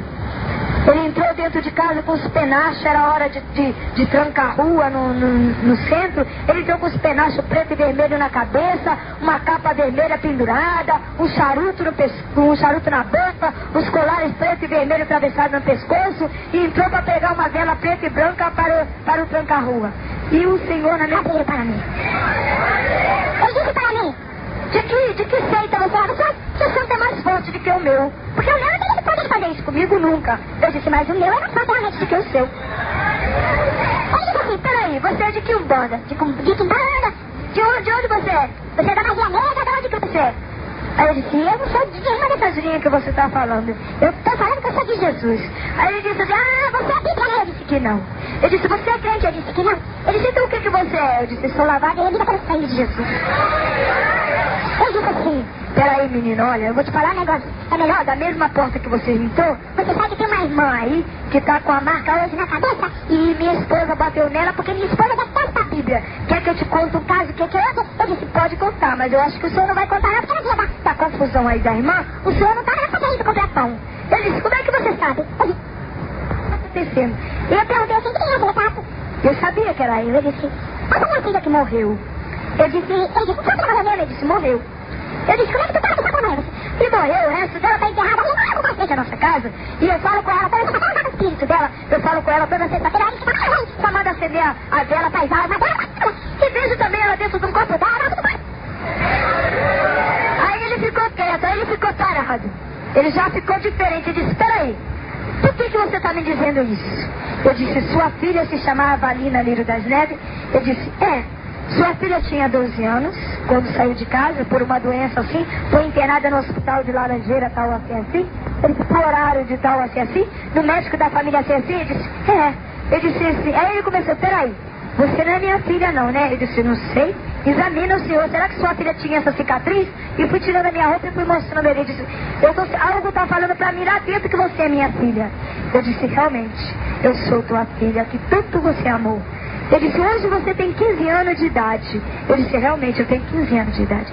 Ele disse, aonde você estava todo esse tempo? Eu disse, você não sabe entender. Eu disse, a sepultura, disse aos mortos, e eu ressuscitei outra vez, e Jesus te trouxe outra vez para ti. Ele disse, quer dizer, quem faz isso tudo é o Deus dos crentes? Eu disse, ele tem tamanho poder de ressuscitar os mortos para a vida eterna. Ele disse, então peraí, quer dizer que tudo isso que eu fiz, os cabritos, as galinhas, o sangue, todo o sacrifício foi tudo mentira? Eu disse, tudo é mentira.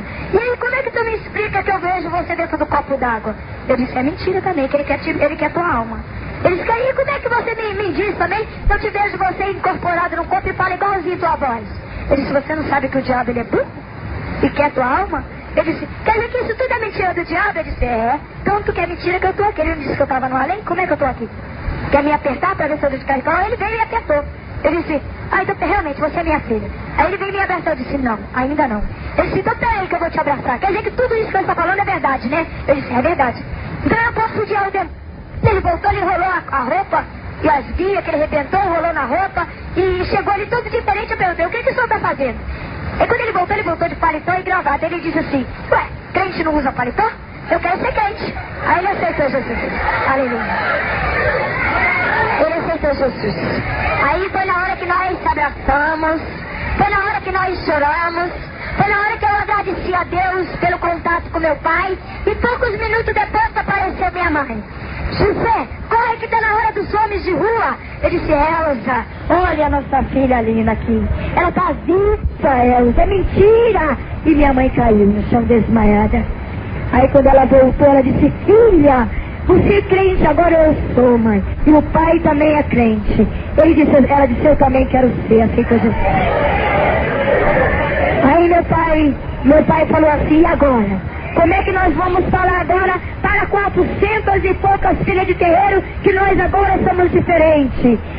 E ele disse assim, aí meu pai falou assim, pode deixar a Elza que eu resolvo o problema. Eu agora odeio o diabo. Ele vai ver agora o poder que existe nesse Deus. Ele pegou a Bíblia, pediu licença, eu agora posso tocar na tua Bíblia, filha? Eu disse, pode, tanto pode que eu estou te dando ela de presente. Ele pegou a Bíblia, ele pegou um livrinho de São Caetano, que ele ia sempre no centro espírita, ele pegou o livro de São Caetano, botou dentro da Bíblia e foi de terno, paletó, gravata e foi entrou. Quando ele entrou, tem o Zogão. O Zogão é aquele que bate o tambor dentro da macumba, que faz a preparação do ponto para cantar para os demônios. O Zogão repicou lá o tambor, quando ele entrou, ele disse, o Zogão falou, olha, o pai hoje está do jeito que o diabo gosta. Ele está de paletó, gravata, igualzinho tranca-rua. Hoje vai chover faísca de demônio aqui, olha a cara do pai. Hoje ele está demoniado, hoje ele estava cheio de Espírito Santo de Deus. E ele não notou.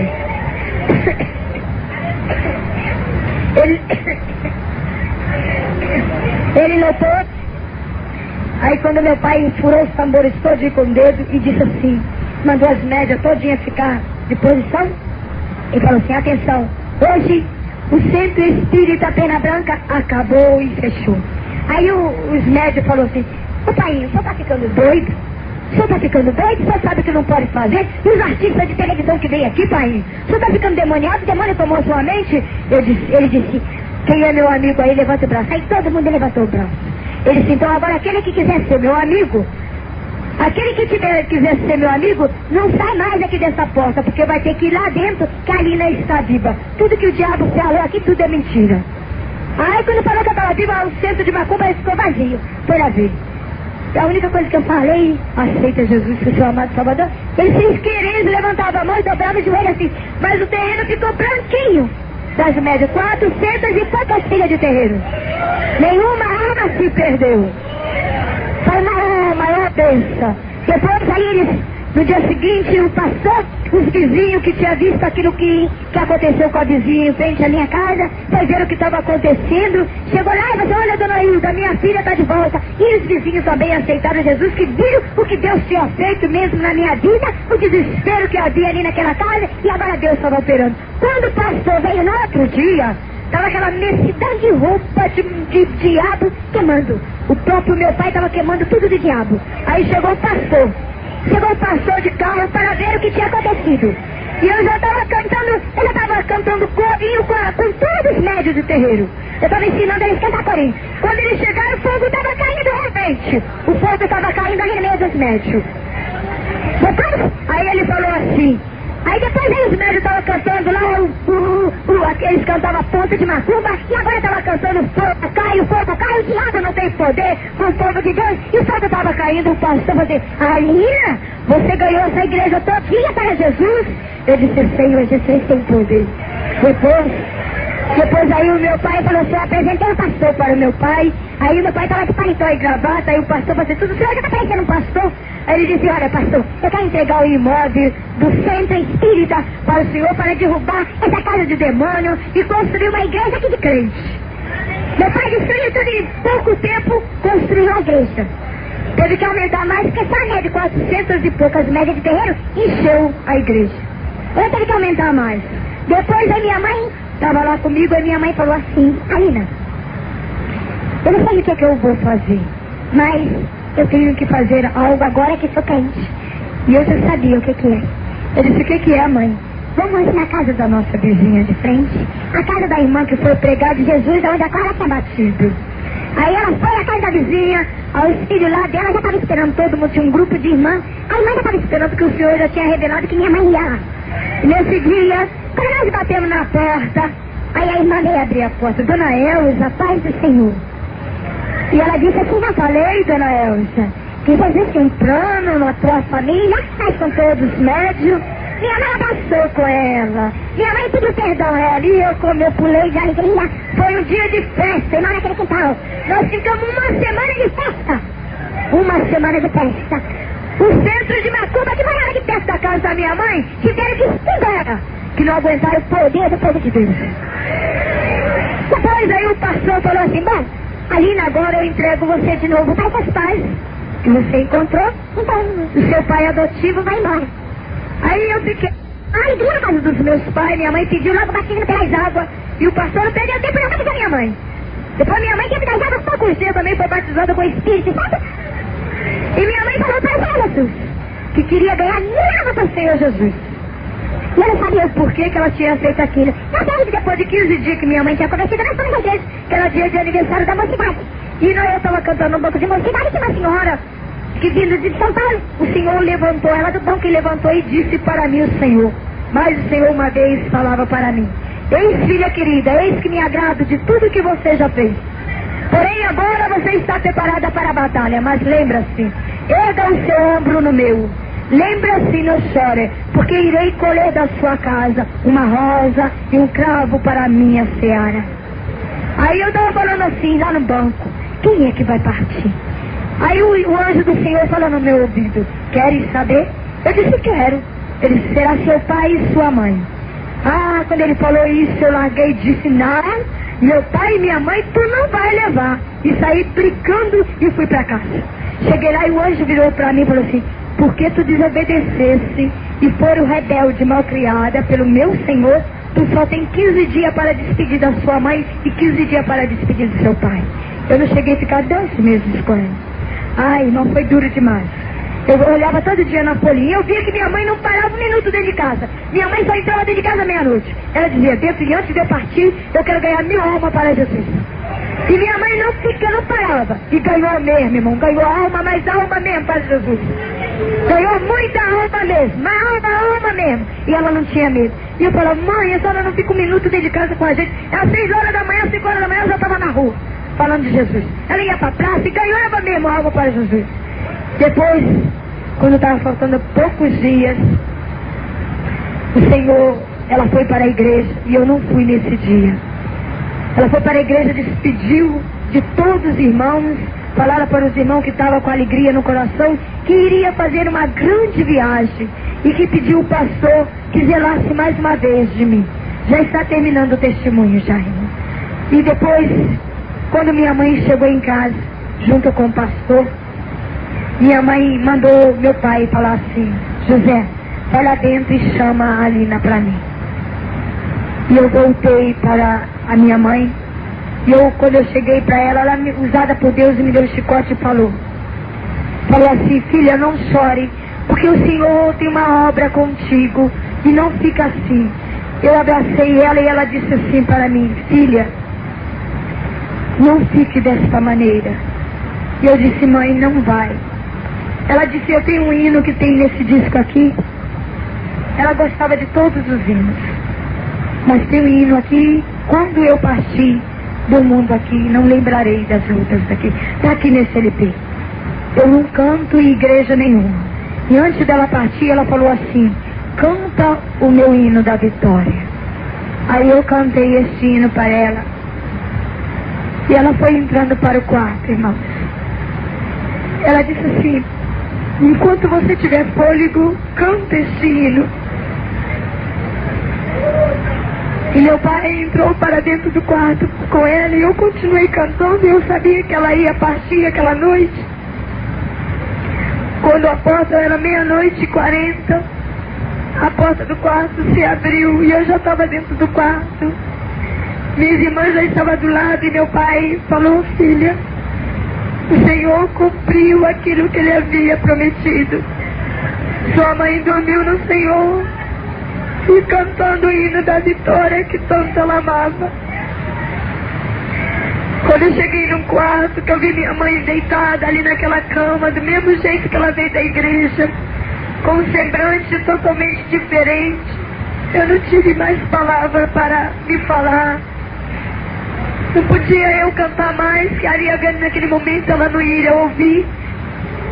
E eu me tranquei uma vez, eu não vi o funeral, eu não vi nada, ninguém me viu aqueles dias. E eu me agarrei demais com meu pai. Quando estava faltando poucos dias para o meu pai partir, ele foi na cidade e comprou um terno novo. E quando nós estávamos indo para a igreja, quando eu estava completando os 15 dias que o Senhor havia prometido, ele parou no caminho e falou, ele não era batizado com o Espírito Santo.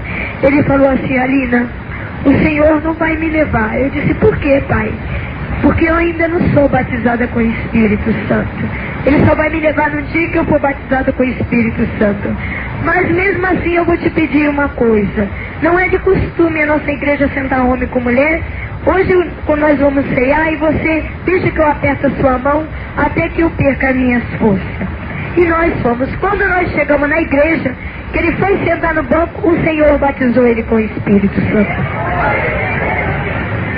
Aí eu falei assim: pronto, pai. Eu agarrei ele e eu comecei a falar em mistério com ele. Eu falei: pai, hoje o Senhor vai partir, que o Senhor batizou o Senhor com o Espírito Santo. E nós tomando a ceia, quando ele virou o cálice, ele me chamou correndo e me agradeceu. Pediu perdão por tudo. Ele falou assim: filha, ainda bem que Deus me cobrou caro, mas eu vi a salvação de todos, minha família. E ele apertou a minha mão, foi apertando até que perdeu as forças e caiu no banco. Eu, mais uma vez, eu voltei para casa e fiquei desesperada, 4 dias ali brigando com o Senhor, e até que o pastor voltou de novo. Naquela porta daquele quarto ninguém abria, ninguém falava comigo. Até que o pastor veio e bateu na porta, eu perguntei quem era, e disse: Alina, sou eu uma vez mais, o seu pai adotivo. Eu me agarrei a ele, irmão, como se eu tivesse só. Eu falei: pastor, minha última vez que minha mãe despediu de mim foi no hospital. Agora eu despedi dela para a vida eterna. Mesma coisa, meu pai. Ele disse assim: você não está só. Ele falou para mim: Alina, o Senhor mandou fazer 2 palavras para você. E você irá escolher agora o certo. Qual é o que você queria para o seu pai? Há uma rosa que ela fica vermelha, bonita, maloável e nunca cai as pétalas, está sempre viva e perfumosa. E há uma outra rosa que seca e destrói até o galho e não tem salvação. Qual é dessas rosas que você preferia para os seus pais? Eu disse: esta rosa que não perde o perfume. Ele disse: então esta rosa é tua mãe que está com o Senhor Jesus. Levante. Ele disse: o Senhor tem uma obra contigo. Vai pregar a palavra de Deus. Vai falar de Jesus, que o seu pai adotivo está ao seu lado. Eu saí daquela casa, eu não tive coragem. Eu fui uma das filhas, irmã, que sofri mais a morte da minha mãe, do meu pai, porque aos 12 anos de idade eu não tive o contato com eles. Quando eu voltei a eles, eu estava mais com 15 anos de idade.